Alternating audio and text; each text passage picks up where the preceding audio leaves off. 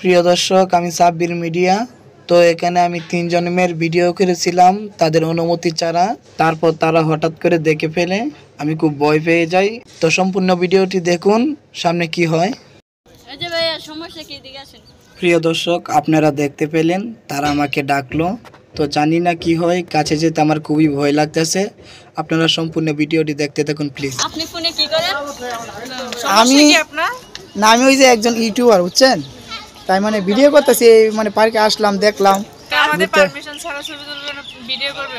Permission মানে এই জায়গায় তো কত মানুষের তো তুলতেছে, তাই আমি তুললাম, সমস্যা কি? আমার পারমিশন নিতেন আগে, দেখতেন আমরা পারমিশন দেই নাকি, তারপরে ভিডিও করতেন।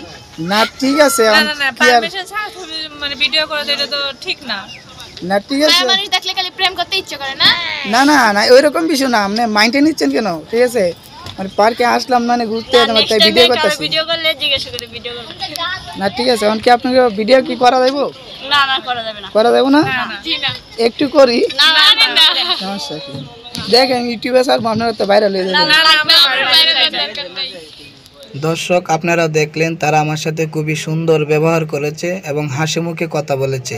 তার সাথে আমাকে সতর্ক করে দিয়েছে যাতে অনুমতি ছাড়া এই ধরনের কাজ আর না করি।